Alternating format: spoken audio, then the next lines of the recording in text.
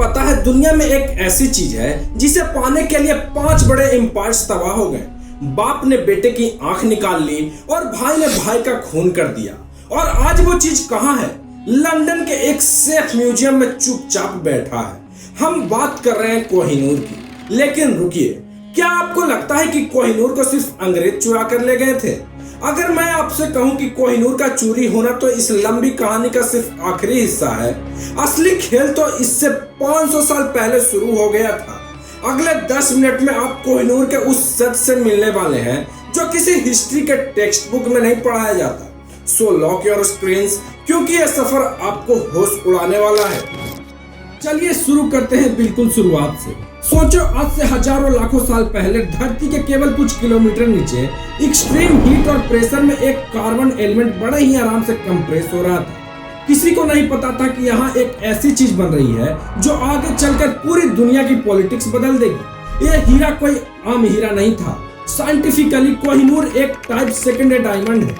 अब इसका मतलब क्या है? पूरी दुनिया में जितने भी नेचुरल डायमंड्स मिलते हैं उनमें से सिर्फ 1 से 2% हीरे ही ये कैटेगरी के होते हैं। ये इतने प्योर होते हैं कि इनमें नाइट्रोजन की मिलावट ना के बराबर होती है, जिससे इनकी ट्रांसपेरेंसी नेक्स्ट लेवल होती है। ऑफिशियली ये हीरा मिला 11th से 13th सेंचुरी के बीच इंडिया के आंध्र प्रदेश के गोलाकोंडा के कोलार माइंस में। जब ये मिला तो ये आज जैसा दिखता है वैसा बिल्कुल नहीं था। ये एक बड़ा अजीब सा शेप का पत्थर था जिसका वजन लगभग 186 कैरेट्स था। उस जमाने के हिसाब से एक सच्चा मुआ चमत्कार। अब यहाँ शुरू होता है इस हीरे का असली सिनेमैटिक सफर। एक ऐसा सफर जिसमें यह हीरा जिस के पास गया उसकी किस्मत पलट गई। Let's look at the serial by chain of ownership. Number 1, the Kakatiya dynasty and Alauddin Khilji. सबसे पहले यह हीरा आया बरंगल के ककाटिया रूलर्स के पास। उन्होंने इस हीरे को अपनी कुलदेवी के आंख में लगवा दिया। उन्हें लगा यह देवी का आशीर्वाद है। लेकिन 14th सेंचुरी के शुरुआत में दिल्ली के सुल्तान अलाउद्दीन खिलजी अपने कमांडर मलिक कफूर को भेजा साउथ इंडिया लूटने के लिए। मलिक कफूर सब तबाह करता है और हीरा छीन कर दिल्ली ले आता है। Number 2, the Mughal empire. Khilji के बाद तुगलक, सईद, लोधी और फिर एंट्री होती है मुगल्स की। 1526 में बैटल ऑफ पानीपत के बाद यह हीरा founder of Mughal empire Babur के पास पहुंचता है। बाबर अपनी डायरी बाबरनामा में लिखता है कि इस हीरे की कीमत इतनी है कि इसे पूरी दुनिया के हर इंसान को 2.5 दिन तक खाना खिलाया जा सकता है। मुगल्स ने इस हीरे को संभाल कर रखा और इसके बाद आया हीरो का सबसे बड़ा शौकीन Shahjahan.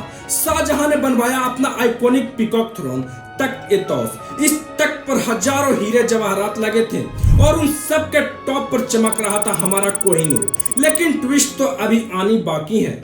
Number 3, the Persian stone and the turban tree. 1739 में पर्सिया का किंग नादिर शाह दिल्ली पर इन्वेड करता है। वो सब कुछ लूट लेता है, पर उसे पता चलता है कि मुगल एम्पायर मोहम्मद शाह रंगीला ने उस हीरे को अपनी पगड़ी के अंदर छुपा रखा है। अब यहाँ नादिर शाह ने लगाई एक बहुत ही शातिर और थोड़ी फनी ट्रिक। उसने भारी सभा में दोस्ती का हाथ बढ़ाया और कहा, चलिए दोस्ती के नाते हम आपस में पगड़ी एक्सचेंज करते हैं। रंगीला के पास मना करने का ऑप्शन नहीं था। जब नादिर शाह ने अकेले में वो पगड़ी खोली तो उसके अंदर से एक चमत्कारी रूप से चमकता हीरा गिरा। उसे देखते ही नादिर शाह के मुंह से निकला कोहिनूर, यानी कि माउंटेन ऑफ लाइट। इस तरह इस हीरे का अपना नया नाम मिला। Number 4, the Afghan chapter and Maharaja Ranjit Singh. लेकिन नादिर शाह की खुशी ज्यादा दिन नहीं टिकी। जल्द ही उसका असैसिनेशन हो गया। हीरा उसके अफगान जनरल अहमद शाह अब्दाली के पास चला गया। अब्दाली से उसके पटोन के पास गया और चलते चलते जब अफगानिस्तान में आपस में ही मारकाट शुरू हुई तो वहां का रूलर शाह शुजा दुर्रानी अपनी जान बचाकर भागा और पंजाब के महाराजा रंजीत सिंह की शरण में आया। 1813 में महाराजा रंजीत सिंह ने शाह शुजा को प्रोटेक्ट करने के बदले वो कोहिनूर हीरा वापस इंडिया की धरती पर लाया। Number 5, the British betrayal. 1849 महाराजा रंजीत सिंह के जमाने तक पंजाब को छूने की औकात अंग्रेजों की भी नहीं थी। लेकिन 1839 में उनके जाने के बाद सिख एम्पायर कमजोर पड़ गया। अंग्रेजों ने चाल चली और सेकेंड एंग्लो सिख वार के बाद 1849 में पंजाब को कैप्चर कर लिया। गौर से सुनिएगा, उस वक्त थ्रोन पर कौन था? एक 10 साल का बच्चा, महाराजा दुलीप सिंह। अंग्रेजों ने इस छोटे बच्चे से अपनी मां से अलग किया और फोर्सफुली एक ट्रीटी पर साइन करवाया, जिसे हम कहते हैं ट्रीटी ऑफ लाहौर। इस ट्रीटी के आर्टिकल 3 में साफ लिखा था कि कोहिनूर क्वीन विक्टोरिया को सरेंडर करना पड़ेगा। एक 10 साल के बच्चे से बंदूक की नोक पर लिया गया हीरा, क्या आप इसे तोहफा कहेंगे? बिल्कुल नहीं, ये तो क्लियर एक्सटॉर्शन था। चलिए अब बात करते हैं उस एस्पेक्ट की जिसने पूरी दुनिया के साइंटिस्ट और हिस्टोरियंस को सोचने पर मजबूर कर दिया, द कर्स ऑफ कोहिनूर। एक बहुत पुरानी हिंदू टेक्स्ट के मुताबिक इस हीरे के साथ एक श्राप जुड़ा हुआ है। जो भी मर्द इस हीरे को पहनेगा वो पूरी दुनिया का मालिक तो बन जाएगा, लेकिन उसके साथ ही उसकी सारी बदकिस्मती शुरू हो जाएगी। इस हीरे को बिना किसी नुकसान के सिर्फ एक औरत या फिर कोई भगवान ही पहन सकता है। आपको लग रहा होगा कि ये तो बस एक ब्लाइंड फेथ है, राइट? तो चलिए हिस्ट्री के फैक्ट्स देखते हैं। मुगल्स, कोहिनूर आया, शाहजहां को उनके ही बेटे ने जेल में डाल दिया और मुगल एम्पायर धीरे धीरे खत्म हो गया।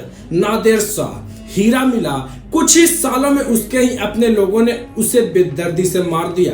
सिख एम्पायर, महाराजा रंजीत सिंह के बाद उनके वंश का कई लोग अचानक मारे गए और पूरे एम्पायर कोलैप्स हो गया। जब ये बात ब्रिटिशर्स को पता चली तो उन्होंने इस श्राप को बहुत सीरियसली लिया। उन्होंने एक रूल बना दिया कि इस हीरे को ब्रिटिश रॉयल फैमिली का कोई भी किंग कभी नहीं पहनेगा। इसे हमेशा सिर्फ क्वींस या क्वींस कॉन्सर्ट्स ही पहनेंगी। Queen Victoria, queen Alexander, queen Mary और फिर क्वीन एलिजाबेथ। सिर्फ औरतों ने ही इसे पहना। ओह, एक और मजेदार फैक्ट, जब ये हीरा लंदन पहुंचा तो वहां के लोगों को ये थोड़ा डर लगा क्योंकि इसका ट्रेडिशनल मुगल कट अलग था। क्वीन विक्टोरिया के पति प्रिंस एल्बर्ट ने 1852 में इसको वापस कट करवाया। इसकी कटिंग की वजह से हीरा ने अपना 43% वजन खो दिया। वो 186 कैरेट से घटकर 105.6 कैरेट कर आ गया। स्पार्कल तो बढ़ गई, पर इसका आधा इतिहास अंग्रेजों ने काट कर फेंक दिया। अब आते हैं सबसे बड़े मुद्दे पर, जियोपॉलिटिक्स। आज की डेट में कोहिनूर पर सिर्फ इंडिया का अपना हक नहीं जताता। इंडिया के अलावा पाकिस्तान, अफगानिस्तान और ईरान भी कहते हैं कि हीरा उनका है, क्योंकि हिस्ट्री में उनके रूलर्स के पास भी ये रहा था। लेकिन यूके का सिंपल स्टैंड रहा है, हमें ये लीगल ट्रीटी के जरिए मिला है, इसलिए हम इसे वापस नहीं करेंगे। लेकिन दोस्तों, पिछले कुछ सालों में हवा बदल रही है। 2023 कोरोनेशन कंट्रोवर्सी, जब किंग चार्ल्स III का कोरोनेशन हो रहा था तो उनकी पत्नी क्वीन कैमिलिया ने कंट्रोवर्सी से बचने के लिए कोहिनूर वाला क्राउन पहनने से साफ मना कर दिया। उन्हें पता था अगर उन्होंने हीरा पहना तो उन्हें इंटरनेशनल मीडिया में पुरानी कॉलोनियल लूट की डिबेट्स दोबारा शुरू हो जाएंगी। The symbol of conquest exhibition, London के टावर ऑफ लंदन म्यूजियम ने अब अपनी एग्जीबिशन को अपडेट किया है। वहाँ अब इस हीरे को ऑफिशियली एक सिंबल ऑफ कॉन्क्वेस्ट का रूप में दिखाया जाता है और साफ साफ लिखा गया है कि एक 10 साल के बच्चे को इसे सरेंडर करने पर मजबूर किया गया था।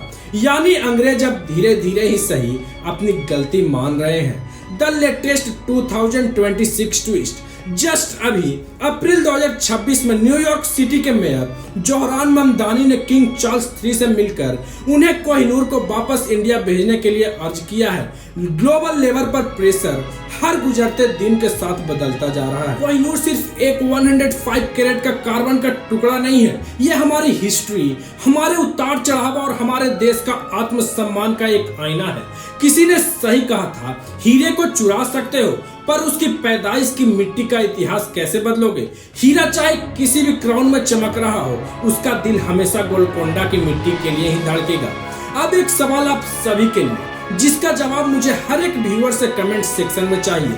अगर कल को यूके कोहिनूर वापस करने पर राजी हो जाता है तो क्या उसे वापस इंडिया आना चाहिए या फिर उसे वहां रहकर पूरी दुनिया को हमारे देश के सोने की चिड़िया होने की याद दिलाते रहना चाहिए? अपना थॉट प्रोवोकिंग कमेंट नीचे जरूर लिखना। और अगर आज इस वीडियो से आपको कुछ नया सीखने को मिला हो तो इस वीडियो को अपने दोस्तों के साथ शेयर जरूर करना और चैनल को सब्सक्राइब करना मत भूलना। मिलते हैं अगले डॉक्यूमेंट्री में, तब तक के लिए जय हिंद।